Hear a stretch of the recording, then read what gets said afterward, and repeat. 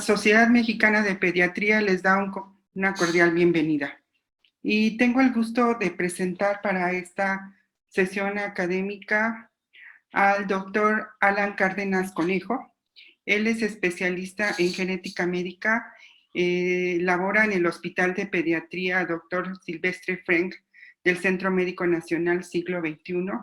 Tiene una maestría en ciencias médicas, es profesor de posgrado de la especialización de genética médica en la Universidad Nacional Autónoma de México.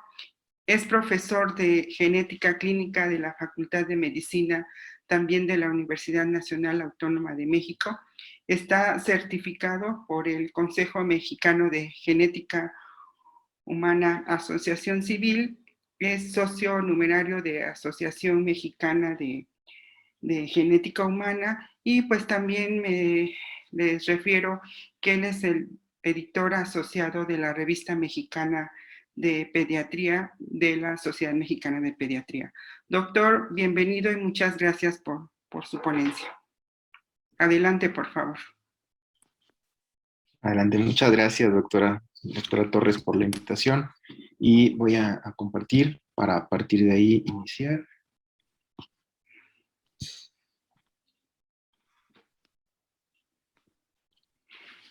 Bueno, les saludo a todos con mucho gusto y la verdad es que me da mucho gusto haber aceptado esta invitación. Es un gusto para mí poder estar con ustedes y compartir unos minutos de la tarde de todos ustedes para platicar un poquito de las anomalías congénitas.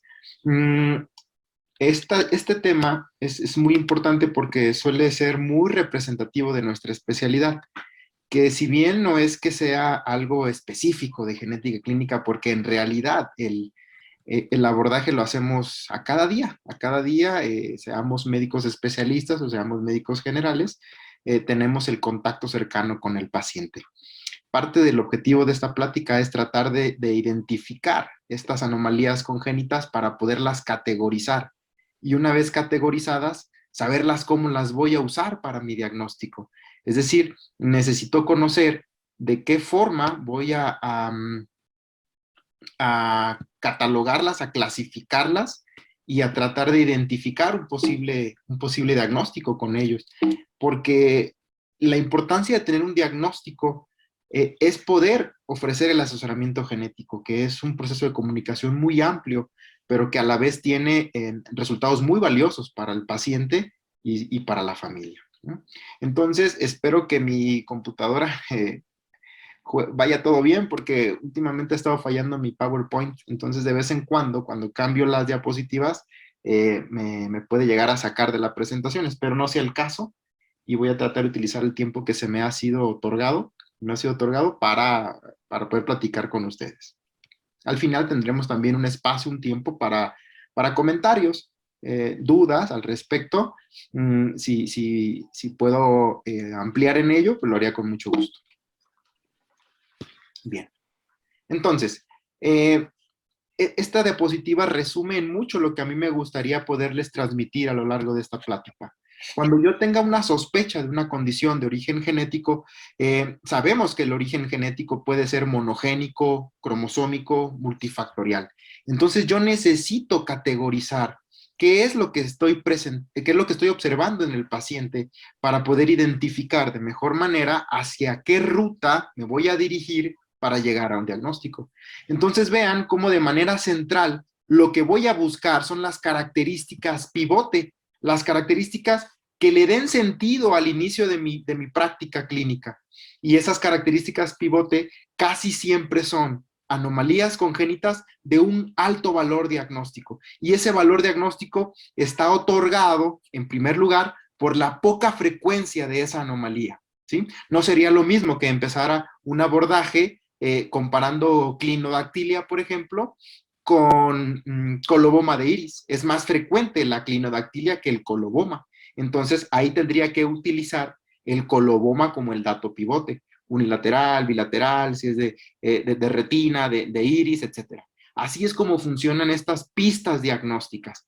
Y claro que como en todo proceso de atención médica, necesitamos iniciar con una historia clínica. Esa nunca nos la vamos a poder saltar porque son las bases Ahora, podemos utilizar, claro, un acomodo distinto en el orden para recabar la información y eso es lo que nos podría dar resultados diferentes. ¿Sí? Entonces, podemos llevar a cabo métodos para la ruta diagnóstica, el establecimiento diagnóstico, como el reconocimiento de patrones, que también se le conoce como método gestáltico, ¿sí? Y una lista de probables diagnósticos diferenciales siempre será importante para poder ir avanzando en ese camino. Y cuando hice una historia clínica completa, evidentemente incluye la exploración física dismorfológica, y ahí utilizamos ya estos términos de la dismorfología que más adelante tendremos que definir para poder conocer cómo es que los vamos a usar. Y algo que no lo podemos ya dejar aparte, sino que ya forma parte cotidiana de nuestra atención médica, es algo que le vamos a llamar a partir de ahora el abordaje genómico. Este abordaje genómico, claro que incluye a los aspectos citogenéticos clásicos, recordamos, ¿no? Las aneuploidías, las alteraciones cromosómicas del número, de la estructura, tanto por cariotipo como por microarreglo, y después, en caso de que no sea una condición de origen cromosómico, suponer que estamos ante una condición de origen monogénico, utilizando las herramientas necesarias para ello, sin poder dejar a un lado lo multifactorial, que en el origen de las anomalías congénitas resulta ser de las más frecuentes, si no es que la más frecuente. Permite entonces todo este abordaje llegar a un diagnóstico definitivo y a su vez otorgar un asesoramiento genético de manera integral. Para poder llevar a cabo entonces esta plática necesitaremos hablar de algunos términos muy sencillos todos ellos, pero que nos permiten irnos introduciendo al tema. ¿Sí? Fenotipo, esto es bien importante porque más adelante estableceremos esa importancia de realizar una relación genotipo-fenotipo. No podría conocer cuál sería la repercusión de un genotipo dado si antes no he definido al fenotipo, ¿sí? Entonces, son todos los atributos de la forma y la función que tiene, desde lo más general a lo más particular, un individuo, los sistemas, órganos, tejido y las células. Entonces, el fenotipo abarca, ahora vamos al revés, células, tejidos, órganos, sistemas y a todo el individuo. Todos los atributos de la función y la forma sería el fenotipo, ¿sí? Y el genotipo, secuencia primaria de DNA, tanto a nivel global como en un locus específico, y regreso a ese espacio de individuo, sistemas, órganos, tejido y célula. Entonces podemos caminar en esas definiciones de fenotipo y genotipo. Y nunca tan necesaria esta aclaración, porque ahora con esto que explicábamos del abordaje genómico, podemos darnos cuenta que este fenotipo puede estar influenciado no solamente por el cambio de un solo gen, sino que de manera global y de manera concomitante pueden estarse presentando modificaciones del fenotipo debido a la participación de genes en diferentes loci, claro, de cambios en los cromosomas llamados NBs y otras variantes de predisposición más el medio ambiente. Entonces, sí hay que jugar con estos términos de fenotipo y genotipo y en qué momento los estamos utilizando. Ahora bien, vamos a definir a las anomalías congénitas. El tema es el abordaje de las anomalías congénitas, pues, ¿qué son? ¿Qué son estas condiciones? Es un fenotipo, ya lo acabamos de, anatómico o fisiológico, es decir, de la estructura a la función, que representa una separación sustancial de una referencia poblacional apropiada, es decir, necesito tener una referencia poblacional, ¿sí? Si se tratara de una anomalía cualitativa, entonces es si está presente o no está presente, o cuantitativa, es decir, necesito medir y comparar contra personas de la misma etnia, edad y sexo para poder definir de manera objetiva que ese perímetro cefálico sí está por debajo de lo que responde normal. Entonces, hasta entonces podríamos decir microcefalia, macrocefalia, o tiene o no tiene microtia desde el punto de vista cualitativo. Entonces, aquí está nuestra primera división y muy importante, que es las anomalías congénitas se dividen en morfológicas y en funcionales. Eso ya es bien importante porque las de la forma las puedo dividir en mayores y en menores siempre y cuando haya una repercusión grave o no para la salud y que incluso ponga en riesgo la vida de ese individuo. Las funcionales, oiga doctor, pero también se puede hacer un abordaje por parte de las anomalías congénitas funcionales, sí, Claro, por ejemplo, las crisis epilépticas serían una forma de anomalía congénita funcional. Y debo de buscar su origen, debo de buscar la causa, debo de saber si están aisladas o relacionadas. Y ahí ya introduje otro de los segundos conceptos clave. ¿Es esta anomalía congénita que tengo enfrente de mí, en este paciente, una condición que está representada de manera aislada o que está relacionada, presentándose de manera conjunta en ese mismo individuo? Es decir, esa es la primera distinción. ¿Es esto algo aislado o algo relacionado? Ya después vendrá la oportunidad de categorizarla. Y categorizarla me refiero a eso, a cuál sería su clasificación. ¿Es esto una malformación, deformación, disrupción, displasia, etcétera? ¿Sí? Bien, a manera de introducción entonces, la dismorfología es una rama de la genética clínica que estudia el reconocimiento de las anomalías congénitas y la forma en la que entre ellas se pueden relacionar. Un individuo dismórfico, porque podemos llegar a utilizar el término, o con características dismórficas, individuo cuyas características físicas usualmente no están presentes en personas del mismo sexo, edad y etnia. Igual me podría decir, oiga, le picanto allá en Asia, en Japón o en China, pues no se le podría considerar una dismorfia porque es una característica física que es común, que es más, está presente en más del 5% de la población de Asia, por ejemplo, entonces ya no se le puede decir que para ellos sea una dismorfia, ¿sí? Algunas características son siempre anormales, no importa la edad, sexo y etnia, siempre vamos a tomar en cuenta el cierre temprano de las suturas craneales. Eso ya de por sí mismo es una anomalía congénita, ¿no? La distinción de la utilidad diagnóstica, es decir, de cuando una característica dismórfica es útil para un plan diagnóstico, pues va adquiriéndose conforme se avanza en el tiempo y con la experiencia. ¿Cuál es la incidencia de estas anomalías congénitas? Tiene una incidencia del 3 al 4% y estoy hablando de las mayores. Y recuerden la definición de las mayores, que ponen en riesgo la vida del individuo o que afectan de manera grave la salud. ¿Sí? Y en recién nacidos a nivel global representan hasta 295,000 muertes por año. Es decir, si las vemos por separado, podrían a alguien no impactarle tanto la estadística, pero ya 295,000 muertes al año por anomalías congénitas mayores es algo importante. Bien, estas variantes ya las dividí entre mayores y menores, pero también existen las menores. Oye, doctor, una clinodactilia, pues yo que ni modo que pongan, no, pues esa es una menor. Dijimos que esa es una variante morfológica y es un fenotipo anatómico o fisiológico que representa una separación leve de una referencia poblacional y que la frecuencia en población es del 2.5 al 10%. Igual, habrá objetivas definidas de manera objetivas o subjetivas. Ejemplos de algunas mayores, y a lo largo de la plática iremos platicando algunas. De las más comunes son los defectos cardiovasculares y todos los subtipos de la misma. Los defectos del tubo neural, ¿sí? Esas serían principalmente mayores. Menores, fosetas auriculares, TACs o apéndices, pliegues epicánticos, pero decíamos, depende del contexto, edad, sexo, etnia, estenosis del ducto lagrimal, manchas de Grushfield, pliegue palmar transverso, fosetas en los labios inferiores, clinodactilia del quinto dedo, ya la hemos mencionado, esas serían catalogadas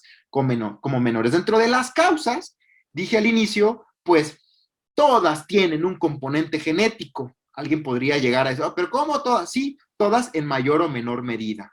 ¿Sí? Por ejemplo, si puedo dividir todo el componente genético en cromosómico, tendría un porcentaje en específico. ¿Sí? Todo eso, claro que puede irse moviendo, ahorita lo vamos a ver. Cromosómicas, monogénicas y multifactoriales. Oiga, pero entonces fármacos, químicos, edad materna, agentes físicos, sí, claro, todos ellos, pero tienen cierta relación con variantes de predisposición, con CNVs de predisposición, porque depende mucho la cantidad de alcohol, el momento de la exposición, etcétera.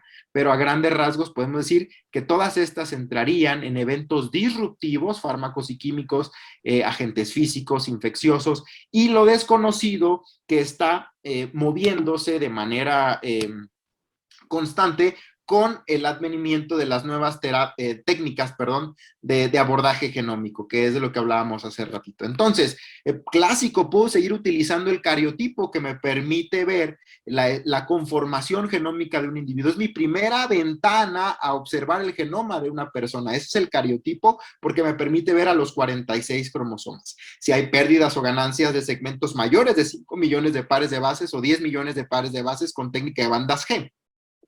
Puedo introducirme a manera de esta lámina que estoy mostrando con un microarreglo para cuando sospecho que no es una condición de origen, bueno, puedo usarlo incluso para numéricas, pero cuando necesito saber que son segmentos muy pequeños los involucrados, se llaman CNVs, entonces allí puedo utilizar un microarreglo y me puede aclarar el panorama si es que no lo vi por cariotipo. Y después, claro, en la misma secuencia original, en la búsqueda de un origen genético, estará la secuenciación de siguiente generación, que me permitirá entonces realizar lecturas de secuencias cortas, porque ese DNA se fragmenta en múltiples segmentos pequeñitos y se lee repetidamente, que ese es a lo que se le llama la profundidad de la lectura en NGS, y a mayor profundidad de la lectura quiere decir que la técnica es más confiable para demostrar un cambio.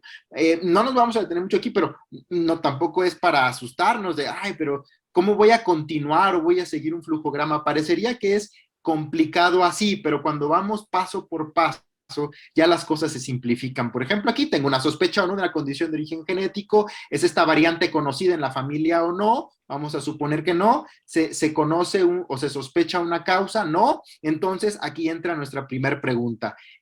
¿Puedo lograr categorizar ese fenotipo? ¿Puedo lograr identificar de qué se trata? Y ya después elegiré la mejor prueba para llegar a ello, a una respuesta. Cariotipo, acá estaba, le decía cariotipo, microarreglo, ¿sí? Aquí ya está secuenciación de siguiente generación, etcétera. Todo depende de qué es lo que estoy buscando. Mi primera pregunta es esa, pero no basta con eso, va a decir, ah, mira qué complicado. En algunos pacientes puede haber incluso dos o más diagnósticos al mismo tiempo, una condición multifactorial, con una condición monogénica, con una condición cromosómica. Oye, doctor, pero eso es un poco frecuente. Sí, claro que lo es, pero no podría dejar de pensarlo. Por ejemplo, un paciente con trisomía 21, ¿sí? Con trisomía 21, más una condición metabólica, fenilcetonuria con síndrome Down.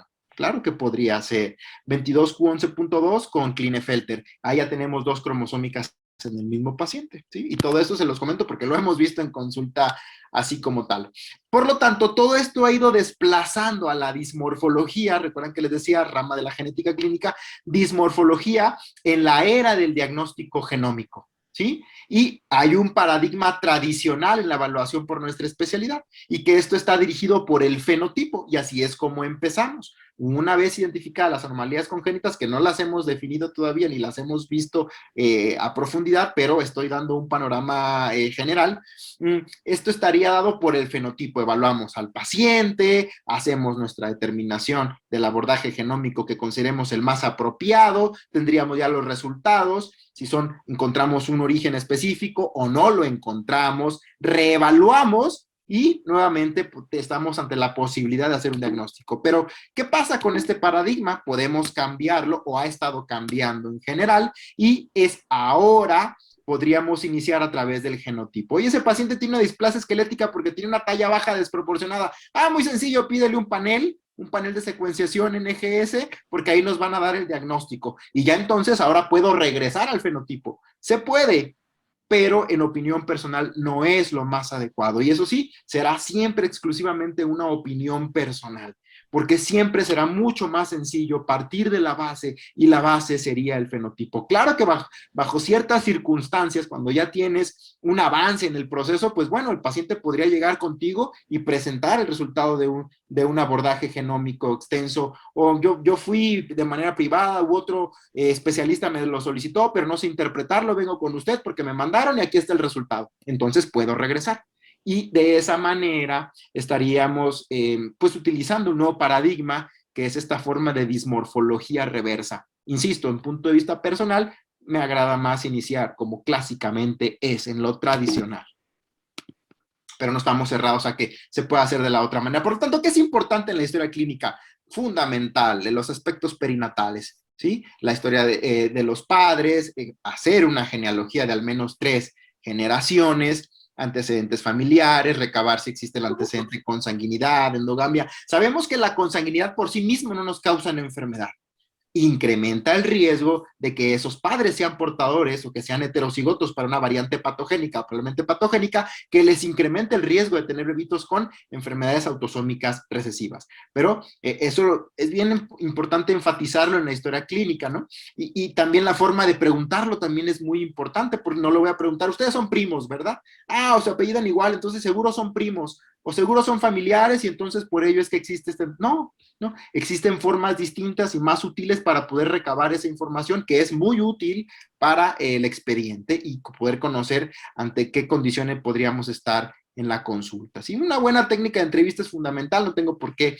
insistir mucho en ello cuando todos lo hacemos de manera adecuada en nuestra práctica diaria, ¿no? Los factores fetales, cómo fueron los factores al nacimiento y qué ha sucedido en las siguientes citas. Y estamos aquí también en esta etapa, les decía hace ratito, este abordaje genómico amplio, incluso esta dismorfología reversa, pero el reconocimiento de las diferencias en la apariencia facial también ha venido llevándose un desplazamiento. Los dismorfólogos clásicos, los de antes, 1960, 1980, 1990, 2000, 2001, comentan que esto ha ido un desplazamiento del arte de identificar un patrón reconocible a nivel craneofacial con la ciencia. Pues bueno, han venido a utilizar herramientas como fotografías en tercera dimensión, inteligencia artificial, que ha estado cambiando el paradigma también y ya se han utilizado métodos de reconocimiento facial con aplicaciones para poder identificar con un score gestáltico, un score de fácil reconocimiento facial, hacia dónde poder orientar un diagnóstico. Regreso al punto, en lo particular, me gusta la forma tradicional porque evita perder los detalles finos y poder establecer desde una etapa inicial un posible diagnóstico. Claro que estas son herramientas, pero sobre una base. No podemos usar esta tecnología si no tenemos una base porque podría derrumbarse todo nuestro abordaje. Otros puntos importantes: el abandono de ideas prefabricadas, una buena primera aproximación diagnóstica, una descripción exacta y detallada de las mediciones, utilizar las distintas categorías diagnósticas y determinar si esto es algo aislado o relacionado. Y ahí es donde vamos entonces a establecer si esto que estamos observando es una anomalía congénita única o simple, en una presentación simple, y estas serían malformación, deformación, disrupción y displasia. Es hasta que tengo definida esa anomalía congénita como cualquiera de estas 4 categorizaciones que puedo entonces determinar si esto se está presentando de manera aislada o relacionado. Y de las categorías múltiples está síndrome, secuencia y asociación.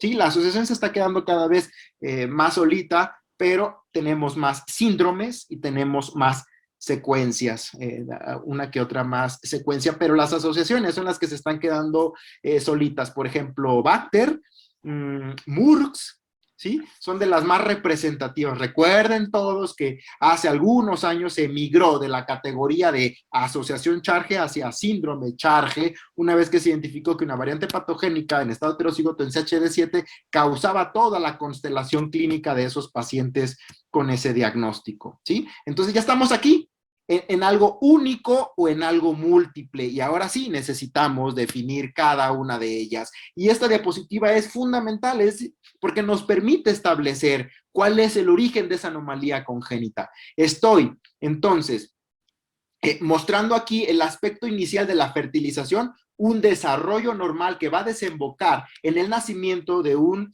niño o de una niña, de un individuo sano, por lo demás, sano. Es decir, el epigenoma de este concepto, el epigenoma de este cigoto es normal. Por lo tanto, yo espero una condición saludable, ¿sí? Que no haya anomalías congénitas, ni mayores, ni menores, mucho menos, ¿no? Eso es lo hipotético. Ahora bien, ¿cómo se define una malformación?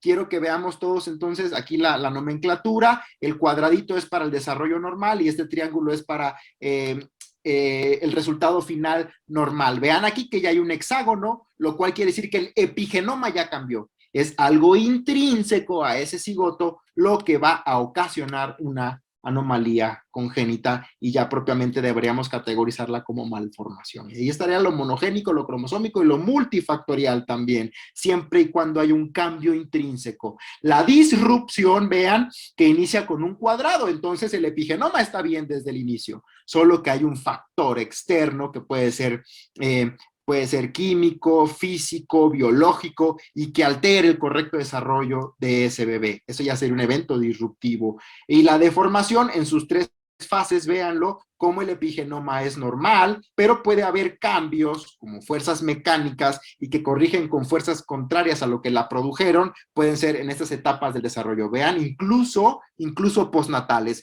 a estos bebés de la cultura maya, donde con tablas podían deformar el cráneo, ahora sí, o un bebito que está mucho tiempo acostado sobre el mismo lado de la cuna, puede de alguna forma deformar, entonces puede deformar el aspecto craneal. Y al final viene la displasia. Comparémosle con la nomenclatura normal, la displasia inicia con un círculo, lo cual quiere decir que su epigenoma ya es anormal desde el inicio. Y está el gran grupo de las displasias esqueléticas que afectan a solo un tejido. ¿Sí? Ahora sí, de manera individual, la malformación es una anomalía morfológica congénita no progresiva de un órgano o región corporal que es resultado de un proceso del desarrollo intrínsecamente anormal. Es decir, la organogénesis está comprometida, pero de origen intrínseco.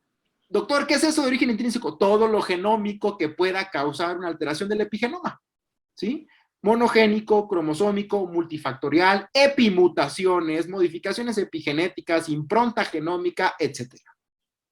Bien, esas son las malformaciones. Aquí, a manera de ejemplo, estoy utilizando solo la representación de las extremidades superiores. Ustedes cuando ven esta carita o este patrón reconocible de malformaciones congénitas, ahora sí puedo utilizar la palabra malformaciones congénitas, porque sé cuando lo veo que es un patrón y entonces pienso rápidamente en Cornelia de Lange, ¿no? Pero lo que estoy tratando de mostrar aquí son los cambios en extremidades superiores. Ok, ya la tengo categorizada. Si ya identifiqué un origen intrínseco, entonces esto es una malformación, ¿sí? Ahora vamos con una deformación. Alteración de la forma o la posición de una región corporal producida, y aquí está la clave, por una fuerza mecánica que está distorsionando la estructura por lo demás normal y que además corrige utilizando una fuerza contraria a lo que la produjo. El mismo pie equinovaro, que está todo el tiempo sobre la misma postura a nivel de la cavidad intrauterina, puede utilizar, lo he visto en libros y de manera clásica, en notas ya un poquito anteriores donde decían se utiliza un aparato de yeso tipo Ponseti para el pie equinovaro, la misma cirugía. Eso es utilizar una fuerza contraria a lo que produjo esa deformación, lo mismo que decíamos del cráneo y demás, pero ahí no está comprometido el epigenoma, ¿sí? Estos son otros ejemplos, el pie equinovaro, vean aquí ya en otra representación también del metatarso aducto. Oiga, doctor, pero esta pierna no se ve normal. Y es verdad, es que esa piernita no se ve normal. Esto no es solamente por una postura, esto no es solamente porque se mantuvo así todo el tiempo, por ejemplo, un mioma de grandes elementos. Hay que analizar a este paciente. O sea, yo puedo decir que el pie equinovaro la mayoría de las veces es una deformación. Pero en el pie equinovaro necesito conocer también su origen porque podríamos estar entre un pie equinovaro de un paciente con artrogriposis y ahora debo de conocer el origen de esa artrogriposis. Y si identifico una variante patogénica en alguna de las cadenas de la miosina, por ejemplo, eso ya no es una deformación, ¿sí? Eso ya es una malformación, ¿sí? Entonces, sí debe de ser muy claro, por ejemplo, tiene miomas de grandes elementos y tiene pie equinovaro, ok, corrigió sí, pero toda la estructura del resto de la extremidad se ve normal, no está comprometida la musculatura y demás, parece que eso es una deformación muy simple, ¿sí? Pero aquí alguien me podría decir, doctor, es que eso no parece un pie equinovaro tan simple, vean, yo no le veo que tenga conformación de rótula, y es verdad, ¿sí? Pero lo pongo específicamente para ello, para poderlo aclarar. Que no es por default pie equinovaro igual a deformación, no. La mayoría de las veces puede presentarse como una deformación, pero necesitamos hacer todo el abordaje completo. Ahora, una disrupción, una manera morfológica congénita que es también no progresiva de una región corporal, resulta una interrupción. Aquí la palabra clave, pues es eso, una interrupción, una interferencia de un proceso del desarrollo que era originalmente normal. La diferencia con la deformación es que no es una fuerza mecánica, sino es algo que afecta así el desarrollo y puede ser un factor físico, biológico o químico. Por ejemplo, la mayoría de los fármacos se les considera un evento disruptivo. La misma embriopatía diabética se le considera un evento disruptivo, ¿sí? Y la más clásicamente descrita, pues es esta, las bandas amnióticas, una ruptura prematura del amnios que puede llegar a enredarse de alguna forma en los primordios de la extremidad y que es muy asimétrica su conformación, que es muy impredecible, que puede afectar extremidades superiores, uniobilateral, inferiores, uniobilateral, incluso hendiduras orofaciales graves que pueden llegar a confundirse con síndromes incluso, pero estaríamos ante un evento disruptivo. ¿Sí? Aquí podemos observar, bien se ve el anillo de la constricción, la banda de la constricción. ¿Y por qué es tan importante? Porque los riesgos de la recurrencia evidentemente sabemos que van a ser distintos. Pero alguien me podría decir, oiga doctor, pero es que esa paciente tiene Ehlers-Danlos, esa paciente tiene hiperlaxitud articular y esa paciente tiene predisposición a ruptura de los tejidos blandos. Y si esto es así, entonces podría ser que la paciente, al tener Ehlers-Danlos y al tener una variante patogénica en alguno de los genes de COL, podría predisponerle a la ruptura prematura del amnios y entonces desencadenar este evento disruptivo. Para el bebito sigue siendo un evento disruptivo, pero la mamá tuvo entonces algo que lo predispuso a presentar esa ruptura. Y entonces el riesgo ya no sería con la mano en la cintura de menor del 2%, porque tengo que conocer si mamá realmente es una paciente con un síndrome de tejido, con un trastorno del tejido conectivo en específico que le predisponga a rupturas prematuras del amnios. Bien, y la displasia, la última de las categorías simples de las anomalías congénitas, es la consecuencia de la organización anormal de células en un tejido. También le podemos llamar disistogénesis. Pero vean que el epigenoma ya es anormal. Variantes patogénicas con ganancia de función en FGFR3 llevarán siempre, claro, la mutación clásicamente descrita para acondroplasia. ¿Sí? G1138 por A, que es la más clásica, siempre me llevará al fenotipo acondroplasia. ¿Sí? Esa es una displasia. Solamente afecta la organización de las células de un tejido. Por eso se llaman displasias esqueléticas. Oye, doctor, por ahí Marfan podría ser una displasia. Y sí, es verdad, porque FBN1, la variante patogénica en FBN1 que causa Marfan, pues afecta solo donde los tejidos son ricos en fibrilina. La disfunción de esa fibrilina en esos tejidos llevará a la constelación tan amplia de un paciente con Marfan. Podría entonces también decírsele una displasia de Marfan y estaría bien desde el punto de vista de la nomenclatura. Ejemplos, displasias esqueléticas, ya lo hemos dicho. Secuencia. Ahora ya entramos a las categorizaciones múltiples. Esta secuencia es difícil definirla sin utilizar este mismo concepto de la secuencia, pero lo voy a hacer así. Cascada es una cascada de defectos morfológicos que son secundarios a una de las anomalías únicas. Y esas anomalías únicas pueden ser una malformación, una deformación, una disrupción o incluso una misma displasia. Doctor, ¿por qué me pone una misma displasia? Stickler. Por ejemplo, en síndrome de Stickler es una displasia esquelética, ¿sí? Es una colagenopatía. Pacientes con Stickler tienen un porcentaje más alto de presentar la secuencia de Pierre-Robin. Y es que entonces allí el defecto primario fue una displasia. Pero el defecto primario también puede ser una malformación. Podría ser la agenesia renal, como en la secuencia de oligohidramnios por agenesia renal. ¿Sí? Entonces, esta es la conformación a lo que decimos secuencia. Las clásicas, Pierre-Robin, todas la hemos escuchado, hemos estado con pacientes. ¿Y qué define a la secuencia de Pierre-Robin? ¿Sí? En este caso, la glossoptosis, el paladar hendido y la micrognatia. Una micrognatia muy, muy importante que podemos observar en esta fotografía de perfil, pero que además, distintivamente, el paladar debe de tener una conformación en forma de U, porque entonces eso estaría hablando de la glossoptosis, es decir, la posición posterior y superior de la lengua que impide en etapas tempranas del desarrollo embrionario el correcto cierre de los procesos palatinos, y por eso es que el paladar queda en forma de U, ¿sí? Hay que distinguirlo con el paladar en forma de V, ¿sí? Porque ese paladar en forma de V también por sí mismo ya necesita un abordaje para saber si es aislado, para saber si está relacionado y qué causas tiene, monogénico, cromosómico o multifactorial. Bien, vean la forma clásica de una secuencia. Muy rápido, vamos a verlo así como está en esta imagen. Iniciábamos con la agenesia renal, por eso decíamos que era manera de cascada. Iniciamos con la agenesia renal, que puede ser bien una malformación. Imaginemos que tenemos ahí una variante patogénica en algunos genes, factores de la transcripción para la génesis de los riñones. Entonces ahí tenemos una malformación. Después, disminución del flujo urinario, por lo tanto habrá oligohidramios en la etapa intrauterina. Esto llevará a hipoplasia pulmonar y a la muerte, ¿sí?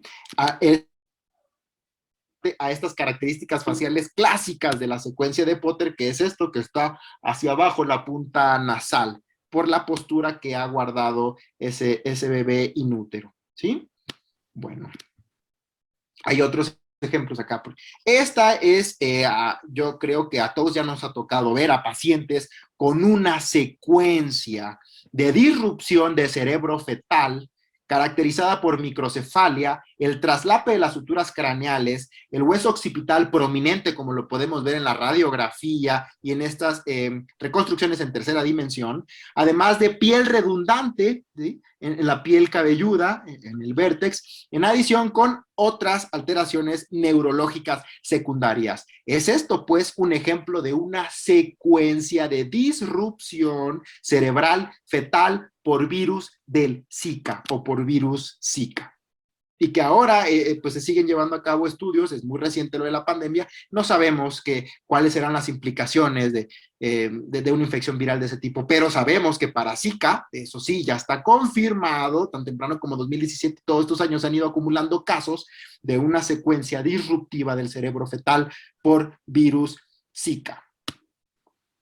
Bien, una asociación puede llegar a definirse como un grupo de anomalías congénitas múltiples esta es la definición y lo clave de la asociación, que están presentes juntas más frecuentemente de lo esperado por simple azar.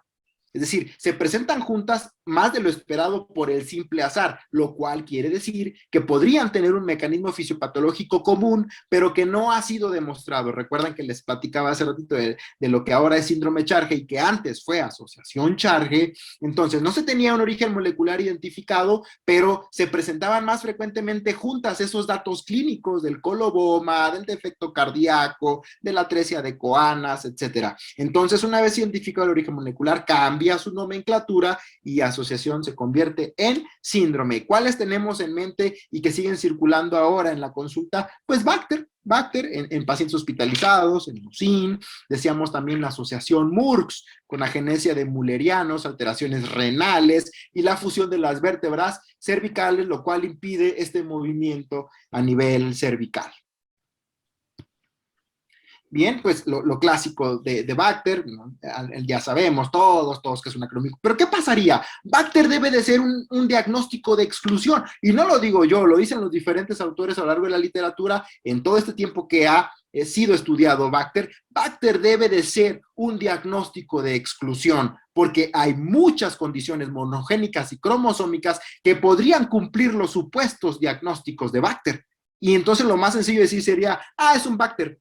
No, necesitamos profundizar. ¿Por qué necesitamos profundizar? Porque solo de esa manera podría conocer el riesgo de la recurrencia para esa pareja. Y si ese bebé crece y no tiene discapacidad cognitiva y sus capacidades cognitivas le permiten de manera autónoma tomar decisiones, entonces el riesgo para la descendencia de ese caso índice pues no sería bajo, no sería de menos del 1, del 2%, sino que sería del diagnóstico específico.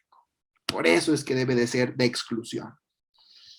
Bien, y el síndrome es un conjunto de anomalías congénitas, ya dijimos, ¿sí? Ya dijimos. Aquí sí puedo decir que son de malformaciones, porque la misma definición me lo va a decir, conjunto de anomalías congénitas morfológicas y funcionales con un origen molecular presumiblemente común. Y si tengo un origen molecular presumiblemente común, entonces estoy ante un problema del epigenoma, ante una alteración intrínseca del desarrollo de ese producto, de ese bebé. Entonces, ahí sí cabe esta definición de conjunto de malformaciones congénitas que tienen un origen común, ¿sí? Un origen común. De lo más clásico, pues claro, trisomía 21, trisomía 13, trisomía 18. Aquí pongo un síndrome por eliminación o por microdeleción 7q11.23 o 7q11.23, que es para todos conocido el síndrome Williams, y que tiene también un patrón reconocible de anomalías morfológicas faciales, es decir, desde el punto de vista gestáltico, alguien podría identificar muy fácilmente a un paciente con Williams. Y entonces, una vez que tienes esa identificación de ese patrón reconocible, ya puedes simplificar tu historia clínica, la exploración física, la forma en la que darás el asesoramiento genético o las implicaciones que tiene este diagnóstico, ¿sí? Ahora bien, pongo aquí los genes cuya haploinsuficiencia explicarían el fenotipo de un paciente Williams, ¿sí? Por acá está ELN, LIMK1, STX1A, etcétera, ¿sí? Y aquí estaría el patrón reconocible a nivel craneofacial de los pacientes con síndrome Williams. Un complejo cada vez está más en desuso, pero se sigue utilizando el complejo malformativo o un espectro, y lo seguimos utilizando sobre todo para el espectro oculoauriculovertebral o el espectro facioauriculovertebral, que ahora está incluido en un término que se llama microsomía hemifacial. Y sucede lo mismo, necesito dejarlo como un diagnóstico de exclusión, porque debo descartar otras causas, pero ahí debo de poner mucha atención en la historia clínica para conocer qué eventos disruptivos pudieron haber estado presentes. Este paciente, por ejemplo, en el embarazo de esta pareja, mamá quiso, o la pareja, por no decir solamente mamá, la pareja decidió o quería terminar el embarazo de manera temprana con misoprostol, por ejemplo, podría yo tener una microsomía hemifacial y que podría estar semejando un síndrome Moebius o en este caso una parálisis del sexto y el séptimo par craneal que está definido para eventos disruptivos como lo es el misoprostol, ¿sí? Entonces, ¿qué es distintivo de este oculoaurículo vertebral? El que ustedes encuentren un dermoide epivulvar en la parte externa, eso ya lo convertiría por nomenclatura en algo que se llama Golden Hair. Bien, y ahora sí, vamos a dar un repaso muy rápido de algunas anomalías morfológicas, ¿sí? Que funcionarían o que podrían ser útiles para el establecimiento de una ruta diagnóstica, ¿sí? Por ejemplo, ya dijimos que debo de saber si este perímetro cefálico está por arriba del percentil 97 y a cuántas desviaciones estándar para decirle macrocefalia o para decirle microcefalia, y la microcefalia y la macrocefalia por sí mismos representan un abordaje. ¿Es la macrocefalia algo aislado o está la macrocefalia relacionada con algo más? ¿Con qué? Crisis epilépticas, sobrecrecimiento, defecto cardíaco, manchas hipocrómicas, manchas hipercrómicas, manchas café con leche, e ir construyendo un diagnóstico. La misma microcefalia sucede exactamente lo mismo. Por eso tiene tanta relevancia aquello que les decía al inicio. ¿Es esta algo aislado o es algo relacionado? ¿Tendrá un origen monogénico, cromosómico o multifactorial? ¿O tendrá un origen monogénico, cromosómico o multifactorial del otro lado? ¿Sí? ¿Y es esta microcefalia una malformación, una deformación, una disrupción o formará parte de una displasia? ¿Sí? Entonces, así es como debemos ir categorizando a las anomalías congénitas. Bien, macrocefalia, microcefalia, braquicefalia, dolicocefalia, y cada una tiene su propia definición, plagiocefalia, cráneo en trébol, como lo podemos ver aquí, en algunos síndromes de la craneosinostosis relacionada a FGFR2, como el mismo Pfeiffer, cráneo en trébol, la trigonocefalia, ¿sí? Que caracteriza sobre todo algunos síndromes como el síndrome OPITZ-C, este patrón de crecimiento a nivel de la línea capilar anterior, un frontal upsweep que es bien distintivo del Opitz-Cavegia o del síndrome FG o del mismo síndrome con alteración de las alas nasales que se llama Johansson-Blizzard. Vean aquí del lado izquierdo, cabello escaso como en algunas rasopatías que puede ser el síndrome Costello, línea de implantación capilar anterior alta, línea de implantación capilar anterior baja, como este Gorlin-Chaudhry-Moss, ¿sí? Diferentes condiciones que por sí mismos ya nos pueden ir orientando hacia algún diagnóstico cuando ya se tiene cierta experiencia. Por ejemplo, aquí una línea de implantación capilar posterior baja, como síndrome Turner, como síndrome Noonan, pero puede haber otras condiciones como Pterygium coli que te pueden llevar a esta línea de implantación capilar posterior baja. Aquí el pico de viuda para todos aquellos síndromes que representan una alteración de línea media, lo puede tener el mismo Arscock-Scott, Opitz-GBBB. Aquí vemos una carita de un bebito con una rasopatía, en este caso Costello, características faciales poco finas. Yo sé que en algunos textos puede llegar en como cara de aspecto tosco, pero ahí utilizamos o preferimos utilizar otros términos como características faciales poco finas,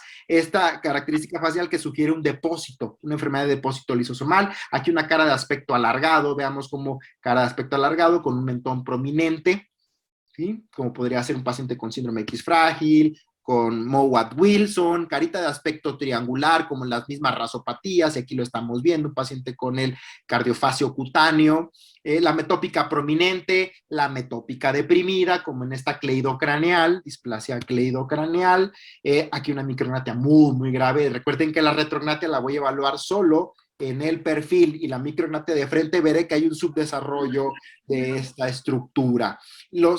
Las mejillas prominentes es bien importante para ciertas patologías cutáneas como cutis laxa. Estas mejillas prominentes en cutis laxa las debo de tomar muy, muy en cuenta. Aquí tenemos otra condición de depósito lisosomal, prognatismo, hay que ver que verdaderamente sea un prognatismo y no en hipoplasia del maxilar superior que te esté llevando a ese falso prognatismo. Pues una foseta aquí en el mentón, esta forma de H o de aspecto silbante de la carita, ya de manera gestáltica me está sugiriendo una artrogriposis distal tipo 2A o el síndrome Freeman-Sheldon, y ya sé que tengo que ir a buscar variantes patogénicas en estado heterocigoto en MYH3E. Oye, doctor, pero yo no sé eso porque yo nunca lo vi. Ya sé, pero ¿qué sí tenemos que tener en mente? Categorizarlo. Esta característica, aspecto craneofacial, está algo aislado, o cuando lo estoy revisando veo que tiene contracturas articulares, entonces parece que está relacionado, parece que podría tener un origen específico, ¿sí? Aquí el pliegue cutáneo redundante, la forma de los dientitos, el mentón prominente, aquí un cuello corto y con esta desviación, aquí hay cuello alado, como puede ser en síndrome Turner, etc. Ahora vamos de manera rápida a los elementos de la morfología en región periorbital. Y ahí debemos de ser muy cuidadosos al momento de medir para poder decir cuándo le voy a establecer hipertelorismo, hipotelorismo, y lo que voy a tomar en cuenta son las distancias. Distancia intercantal interna, distancia interpupilar, ¿sí? Para poder decir si ese paciente tiene hipotelorismo, hipertelorismo, telecanto, y cada uno de esos datos utilizarlos en mis pistas para el diagnóstico. Cuando es anquilobléfaro, como en el espectro mutacional de TP63, cuando es una blefarofimosis, ptosis epicanto inverso, aquí estaría el epicanto, aquí el epicanto inverso, que por sí mismo ya me da un diagnóstico. ¿Sí? Vean cómo puede ser tan amplia la forma en la que se estarían presentando la conformación de las fisuras palpebrales, pero cada una de ellas ya me daría al menos una pista para iniciar. Esto que veo a nivel oftalmológico es algo aislado, es algo relacionado. ¿Cuál es la ruta que debo de seguir? Aquí todos la vemos y decimos Cornelia de Lange. Así es como funciona el aspecto del reconocimiento de patrones o un patrón gestáltico. Aquí sería muy fácil de distinguir. ¿Sí? Nariz y filtrum, debo ser capaz de evaluar cómo están las narinas, si están hipoplásicas como en este paciente con Johansson-Blizzard o incluso ausentes, la conformación de esta nariz como en las craneometafisiarias, aquí como en el tricorrino falángico, etcétera. Síndrome Bosma o ausencia de nariz propiamente. Acá otros pacientes con craneometafisiaria, vean este engrosamiento aquí en la región de la región malar y es una displasia esquelética.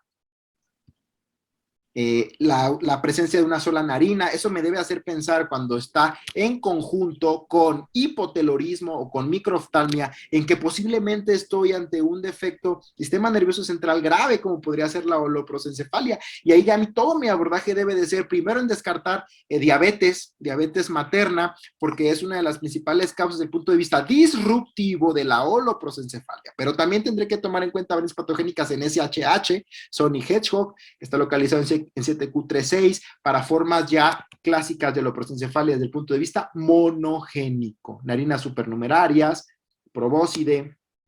A nivel de la región oral, el filtrum lo debo de catalogar, 1, 2, 3, 4, 5, vean un filtrum aquí muy, muy liso, ¿sí? Y nada marcado. Estas fosetas aquí en labios inferiores que me sugiere síndrome Van der Waals, una forma de labio y paladar hendido sindrómico de origen monogénico. Múltiples frénulas, Anquiloglosia, por ejemplo, en la secuencia de síndrome, en la secuencia, perdón, por virus Zika, puede haber ausencia del frenillo como una de las manifestaciones orofaciales de esa secuencia de disrupción por Zika. Incisivo central único, que es la expresión mínima de una holoprosencefalia, la debo de buscar también en hijo de madre diabética, aquí el diastema, que lo pueden ver del lado derecho, la úvula bífida, que representa el espectro mínimo o la expresión más leve de un paladar hendido, y que ya a partir de ahí también lo debo distinguir en aislado relacionado, buscar las posibles causas, una lengua trilobulada para orofacio digital, pabellones auriculares, son muy, muy importantes también en la evaluación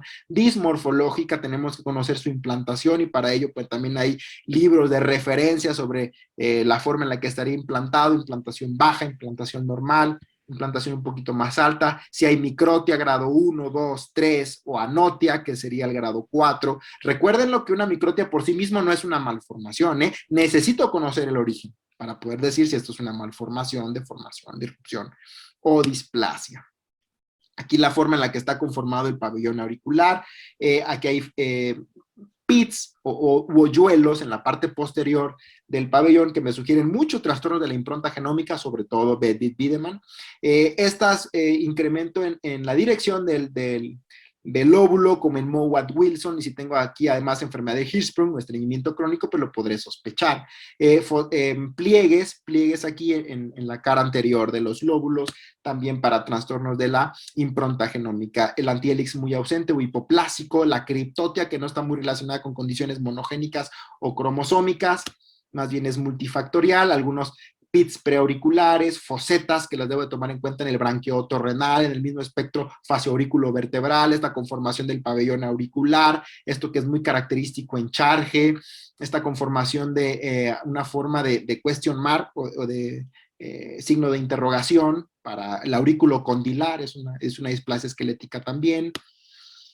En las manitas y en los pies es algo también muy, muy importante, es muy relevante establecer si hay braquidactilia, cuál es el tipo de la braquidactilia, si hay polidactilia o no, si hacen falta deditos. Aquí están los anillos de la construcción para un evento disruptivo, aquí hay braquidactilia tipo D, aquí hay braquidactilia pero además sindactilia parcial, aquí sindactilia cutánea, como podría ser en el síndrome Apert, una carnosinostosis relacionada a FGFR, polidactilia de tipo en este caso sería post-axial, porque vean dónde está ubicado en este caso.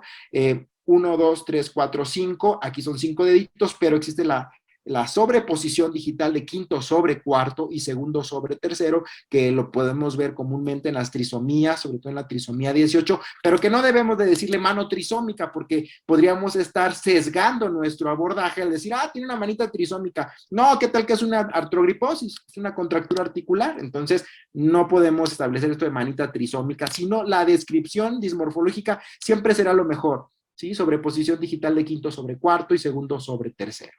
Dedos de aspecto largo, recuerden que los debo medir y comparar para poder decir si es esto una aracnodactilia o no. Esta macrodactilia que te sugiere un evento posigótico, sobre todo la vía de PIK13A, la ausencia de una extremidad, braquidactilia, el espectro mutacional de P63, que antes se llamaba esto ectrodactilia, ahora se llama mano hendida, y que pueden ver la ausencia del tercer dígito. Aquí la manita, como en pacientes con acondroplasia, este signo del tridente. Vean, mira, tiene la manita trisómica. No, recuérdenlo, que es mejor la descripción porque este paciente puede tener una artrogriposis. Aquí la desviación de la manita, y que además, si ustedes alcanzan a observar en la piel, se observa un patrón de cutis marmorata, como lo podría estar descrito en algunas condiciones de Rec-Q-like.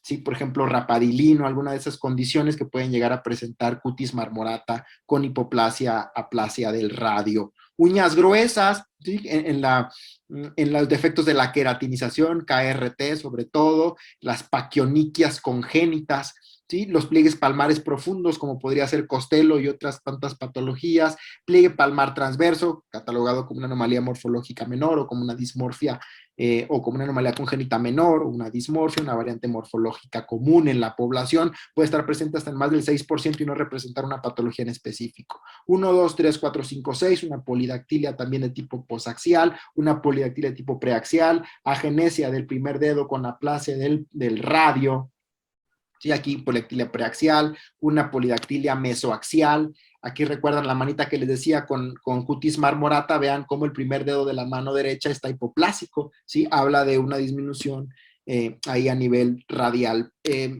Talones prominentes, aquí ya 1, 2, 3, 4, 5, 6, una polidactilia de tipo posaxial, además con involucro de las uñas, como en las costillas cortas, polidactilia. Aquí un defecto transverso de extremidad inferior, talones prominentes. Cada uno de ellos puede formar parte de una pista diagnóstica para iniciar un abordaje. El pie plano, la polidactilia mesoaxial, como en algunas iliopatías, este pie dedito, perdón, el tercer dedo, que en la literatura aparece como hammer toe, que es una limitación para la extensión completa del tercer dedo, como en el oculocardio facio dental, y que no hicimos un diagnóstico solo con esa, bueno, entre otras cosas, pero eso nos llamó mucho la atención en mamá, es una condición dominante ligada al X. Y aquí, otra vez la macrodactilia, que nos sugiere un evento posigótico, nos sugiere un evento que solo podría sobrevivir ese individuo en estado postsigótico o en estado de mosaico para condiciones de sobrecrecimiento, como este que les digo de PIK13A. Aquí este acortamiento de lo que correspondería a tercer y cuarto metatarsiano, como el pseudohipoparatiroidismo, pliegue palmar, plantar, perdón, profundo, o ausencia de primer dedo, como Yunis Barum puede ser. Ahora bien, ya sin tardarme mucho, unos 5 minutos más, me tomo para decirles de manera general cómo es que voy a utilizar estas anomalías congénitas y cómo es que las voy a usar a mi favor para ir diseñando una ruta diagnóstica, ¿sí? De manera general les tendré que decir que necesitamos identificar el motivo por el cual ha sido enviado nuestro paciente o se ha solicitado una interconsulta, cuáles son las expectativas del paciente y su familia. Siempre iniciamos la consulta preguntando qué es lo que espera, cuáles son sus expectativas, qué es lo que ellos creen que nosotros podemos hacer para ayudarles o al paciente o a su familia a realizar la genealogía, la historia clínica que es completa y que ya hablamos de algunos detalles de la misma, la expresión física dismorfológica, y aquí debemos incluir siempre a los familiares también. Claro que nos pueden pedir una interconsulta o atención para una opinión diagnóstica, interpretar algún estudio, como les decía, es decir, que el paciente llegue con un estudio como en esa dismorfología reversa que hablábamos del abordaje genómico, ese paradigma que se está cambiando también, discutir los aspectos genéticos de esa condición, informar si hay otros estudios que puedo utilizar, cuál es el pronóstico, cuáles serían algunas propuestas terapéuticas para mejorar calidad de vida. Pocas se pueden curar, muy poquitas, pero cada vez existe también el repropósito de algunos fármacos y la calidad de vida ha ido cambiando cuando se tiene un diagnóstico en específico.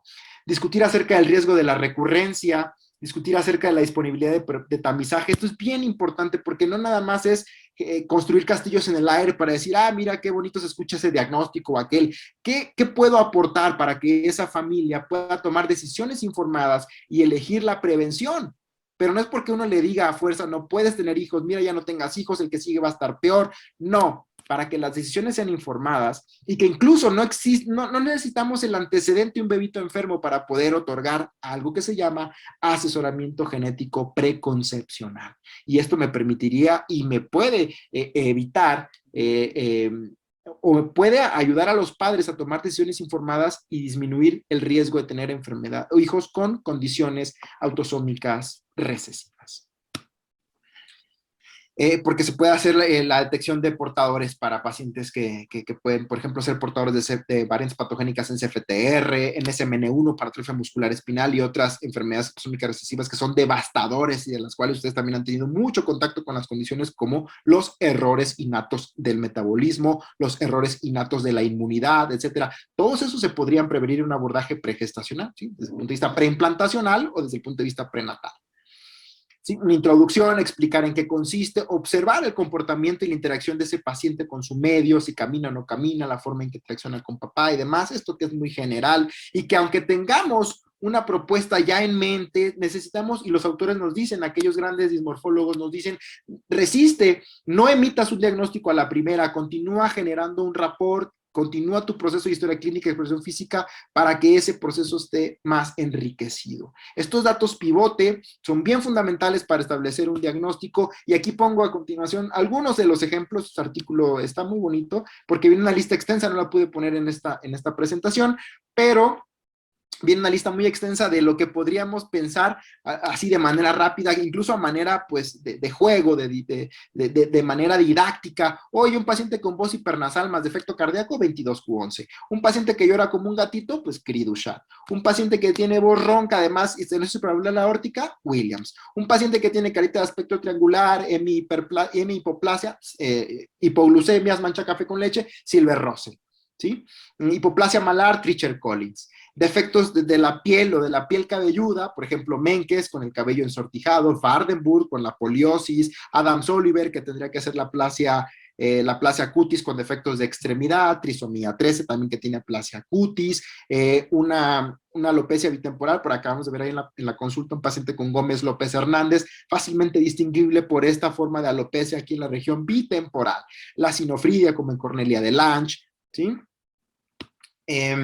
Iridodonesis, yo no lo esperaría para tan clásicamente como Marfan, pero justo acabamos de tener una paciente ya confirmada con la variante patogénica en FBN1, pero que lo que más llamaba la atención antes de que se manifestara todo el fenotipo marfanoide, pues era la iridodonesis, ¿sí? Este iris que se mueve a manera de gelatinosa cuando pedimos que haga los movimientos oculares. Aniridia, la mancha rojo cereza como en Tay-Sachs, Sandhoff, Niemann-Pick, cialidosis, el coloboma de iris en Charge, Catay,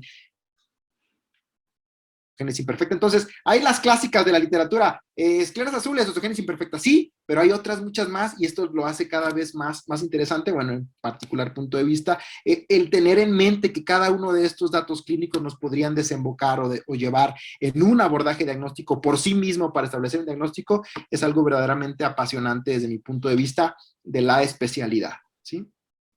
Kabuki, Peutz Jägers, Gorlin, Orofacio Digital, Prader, Willy. Por ejemplo, aquí de Prader Willy sí, la saliva muy espesa, pero además yo diría una capacidad inusitada para armar rompecabezas, que también podríamos agregarlo aquí. Entonces, podría haber ahí diferentes, les decía hace ratito, Freeman Sheldon con la forma de H aquí en el mentón o cara de aspecto silbante, variantes patogénicas en MYH3, ¿sí? Y así, este artículo es muy bonito porque tiene una lista muy completa.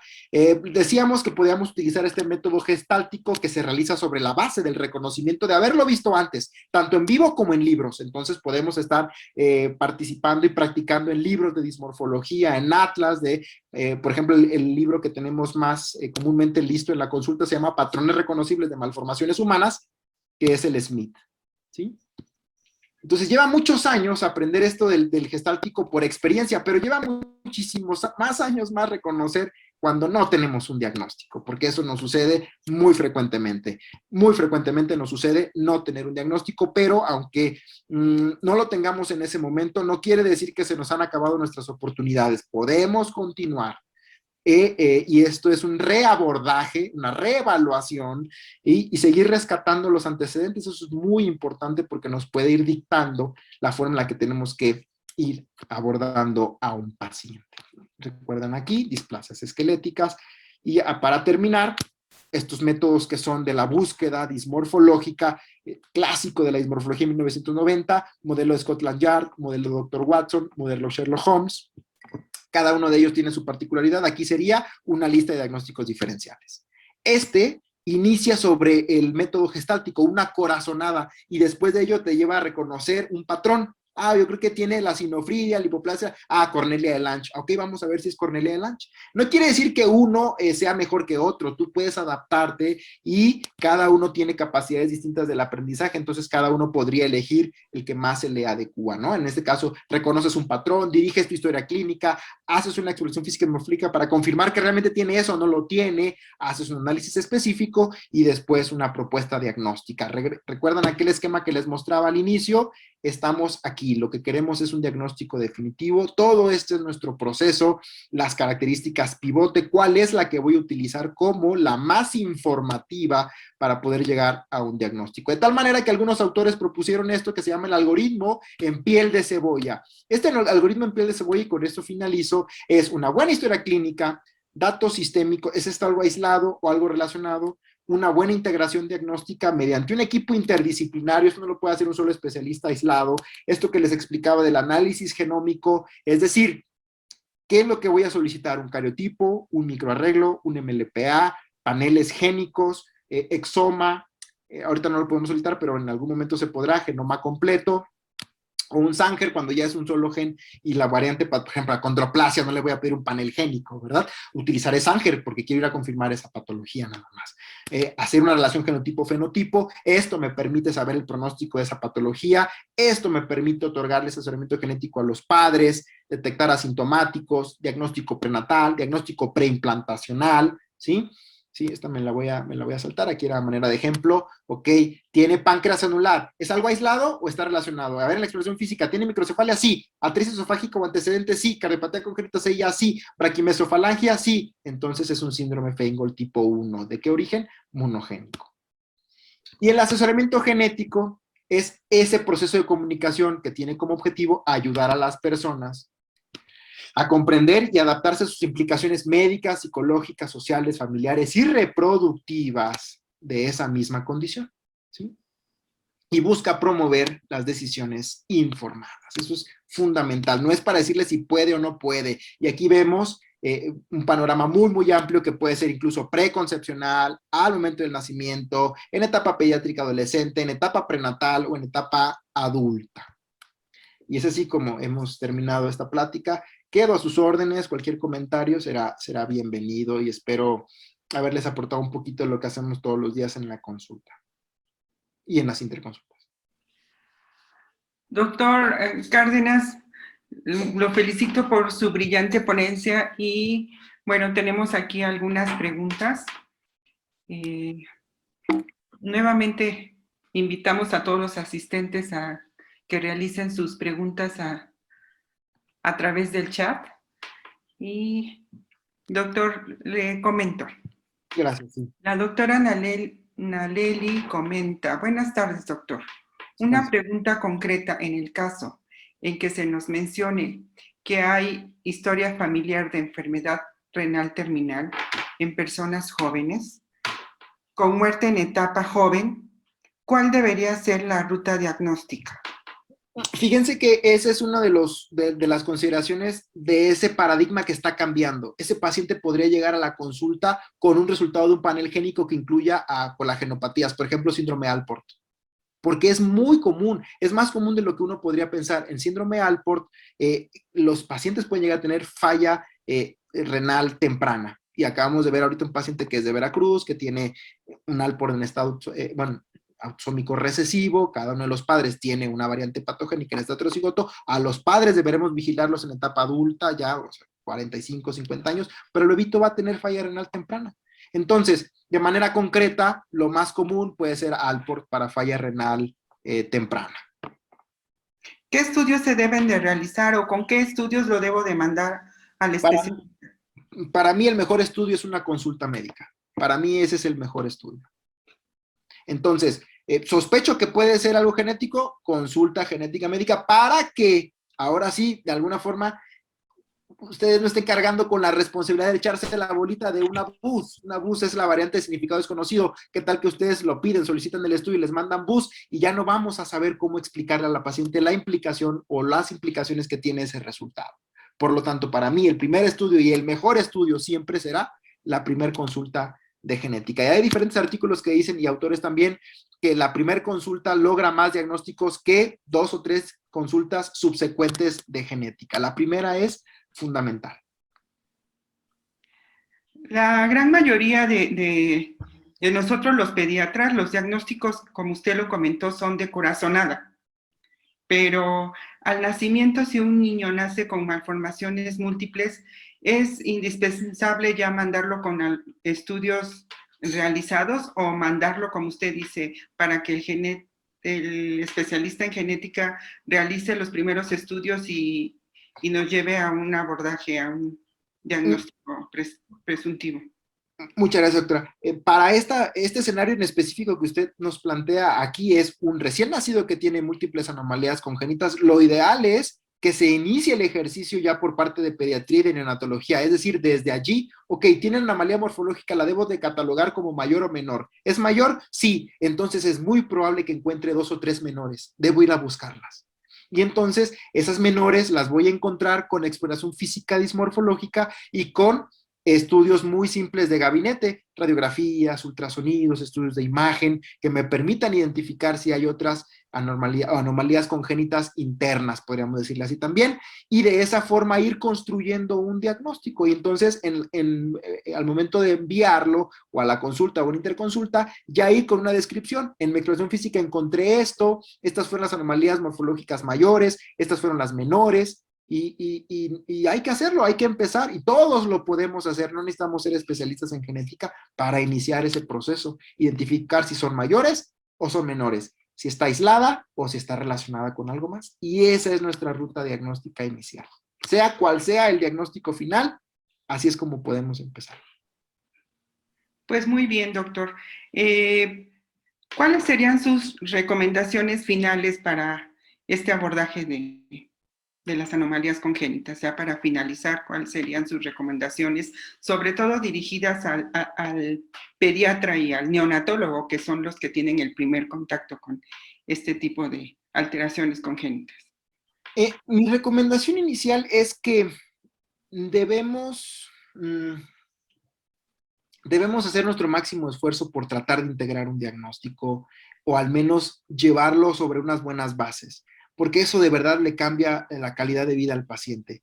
El tener un diagnóstico, aunque no sea el de la gran resultado molecular, lo gran raro de lo más, no, el tener un buen inicio de abordaje diagnóstico sólido, de verdad que permite establecer las bases sólidas de ese diagnóstico y puede cambiar la calidad de vida de un paciente. Es decir, es este paciente está en alto riesgo de presentar una descompensación cardíaca, renal, tendrá implicaciones en el sistema nervioso central, todo eso parte de la base clínica. Entonces, mi recomendación es que cuando veamos a un recién nacido que tiene cambios en su morfología, bien, la primera pregunta que debe estar en mi mente ¿es esto una condición aislada o está relacionada con algo más? Y lo que estoy viendo es una malformación, deformación, disrupción o displasia, me obliga a ir a buscar el origen. ¿Y cómo estaría obligado? Oiga, se expuso a Zika, se expuso a rubiola, toxoplasma, eso ya me permite establecer en qué sería un evento disruptivo.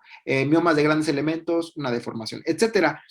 Eso es la base. Y claro, después, yo por eso admiro tanto a los pediatras y neonatólogos, porque les corresponde todo lo más complicado que es ir a regresarles un estado fisiológico para que el bebito no fallezca. Y eso es mucho más complicado que ir a hacer un diagnóstico. Entonces, en ese inter y en ese camino tan difícil que tienen los pediatras y los neonatólogos, el establecer la base para el abordaje es fundamental. Y en una buena descripción clínica, esa sería mi gran recomendación.